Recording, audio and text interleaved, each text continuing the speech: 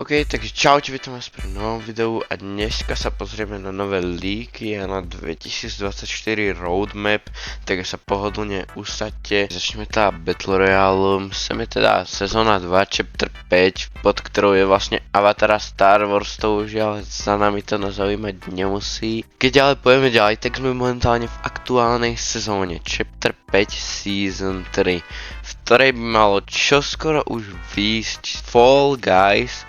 To sú tie ako keby fazule pre tých, čo nevedia, ale myslím si, že každý vie, čo je Fall Guys. Samozrejme spolupráca s Metallicou, ktorá potom bude nadväzovať práve aj v tom festival móde. No a skôr Battle Royale bude naväzovať na tú festival spoluprácu. A potom tak za stredom sezóny už tak, keď sa to bude blížiť ku koncu, tak sem budeme mať spoluprácu s Pirátmi z Karibiku. Potom ide už nová sezóna, Chapter 5 Season 4. Táto sezóna by mala byť opäť teda Marvel sezóna a keď si ju teda priblížime a pozrieme sa na ňu, tak zatiaľ tam nič také vidieť nemôžeme, toto vyzerá byť ako taký zmutovaný Doctor Doom. A potom vrátia nám Chapter 2, takže vrátia nám Chapter 2 Season 1, Chapter 2 Season 2 a Chapter 2 Season 3. A sem keď si to zoomujeme, no skôr odzoomujeme.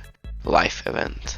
Finally! Dúfam taký normálny live event, potom už bude len 6. chapter. Ďalej sa máme Lego, proste v Lego budú vychádzať veci ako Star Wars, ten sme mali teraz, potom sem pridajú Klombov, potom sem bude znova update, toto bude Fortnite Merge update, áno, Fortnite Merge bude samozrejme aj v Battle Royale. Ale čo sa týka festivalu, Lady Gaga je za nami, Billie Eilish máme teraz, Metallica, to už bude dobré, prepáčte, ale tú random týpku, fakt random týpku nepoznám. Snoop Dogg, samozrejme, mega dobré. Takže samozrejme už keď sa máme potvrdený tento collaboration, môžete sa tešiť na práva na emote Diddy, takže Diddy na 100% podľa mňa vrátia. Rocket Racing sem bude také Metallica mapy, toto tu už si bolo.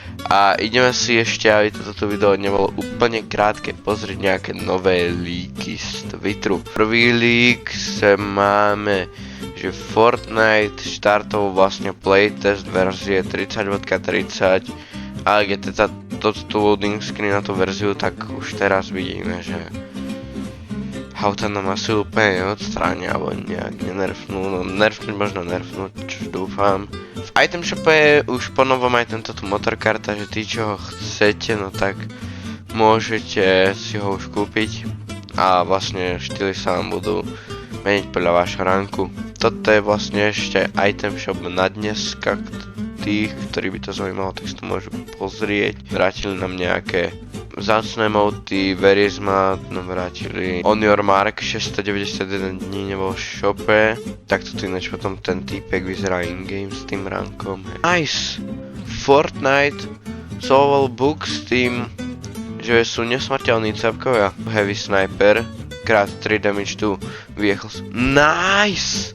Tak to bude dobre. Revolver, shotgun. No, okej, to neviem, to si ani predstaviť. Towhook gun, magnetomitiky, Tri-beam, laser rifle, combat airco, minigun, flintnoka, treasure mapa a pirátske kanóny, takže pripravujú sa už asi na spoluprácu s Pirátmi z Karibiku. Nové Fortnite crew, takže tí, čo si platíte Fortnite crew, tak dostanete tento skin a vývaky. Bude nejaká swinging mechanika v chapter 6. Jo, vydali nám ešte nový emote, ktorý je teda copyright, hej, ale zvuky máme vypnuté. Piatok 13. spolupráca asi, alebo o čom to bolo. Sme už videli všetko, takže ak sa vám toto video páčilo, tak nezabudnite dať určite like a odber a ja s vami lúčim a vidíme sa v ďalšom videu. Čaute.